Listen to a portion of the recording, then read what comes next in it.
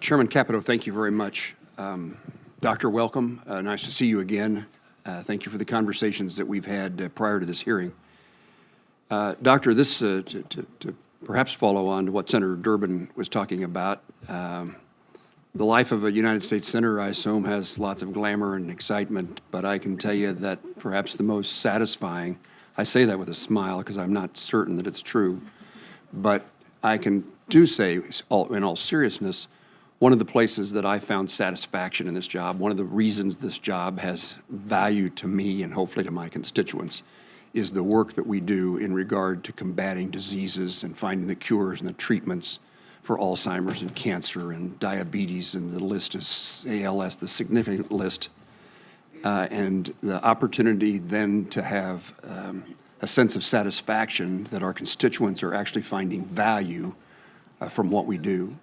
Of probably as all of the arenas in which I work as a United States Senator, this one provides the most satisfaction, and it's one that I can relate to my constituents in which they find satisfaction. There is a lot of skepticism and distrust about government generally, the federal government perhaps in particular, but where there does seem to be satisfaction with what we're doing is in support for finding those cures.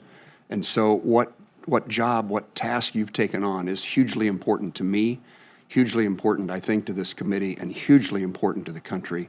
And how you make decisions now you have the opportunity to get the satisfaction of that I find at least, in trying to do the things that make a difference in people's lives, individuals, and to provide that hope that Senator Durbin talked about. If Congress, you say this is a collaborative effort, and you're absolutely right, and I encourage Congress to exert its authorities and utilize its responsibilities in this arena and many others.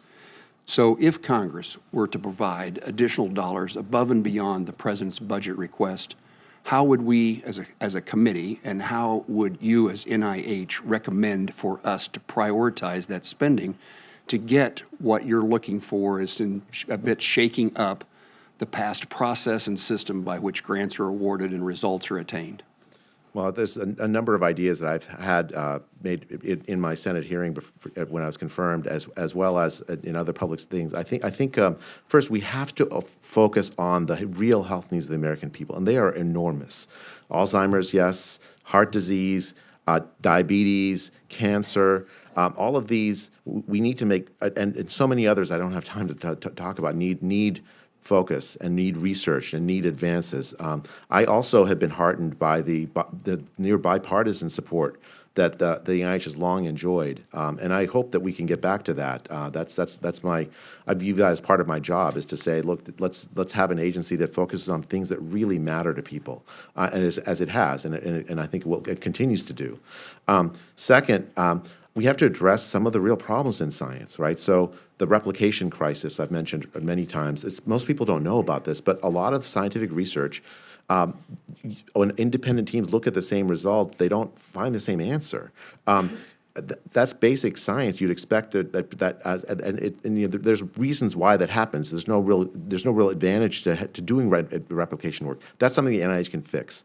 When drug developers do their own investments, they tell me that they do their own private replication work because they can't trust the biomedical literature. We can fix that as an NIH, and so I'd love to be able to fix that problem.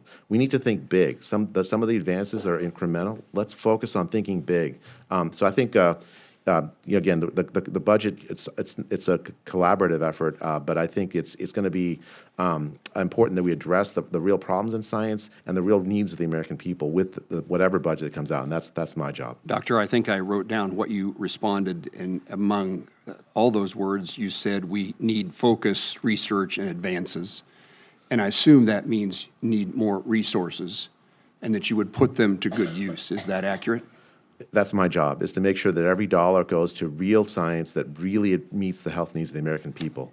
Let me ask one final question. INCLUDE project is a trans-NIH research initiative established in 2017. The program is supporting scientists and universities and research institutes across the country, including the University of Kansas Medical Center, where researchers are studying Alzheimer's in people with Down syndrome. I've always been fascinated by this particular aspect of research that combines two things I care greatly about into one in some ways. As the administration advances efforts to unleash science across multiple NIH institutes and centers, I believe INCLUDE is a model for those objectives. Will you commit to working with me and the committee to ensure increased federal funding for this effort and maintain the status as an NIH-wide initiative? I think that that's a tremendously important focus. I was recently at an event featuring the advances the NIH made in studying Down syndrome patients. And the early onset of Alzheimer's is one of the major problems that Down syndrome patients face. So I absolutely am committed to that, Senator. Thank you, sir.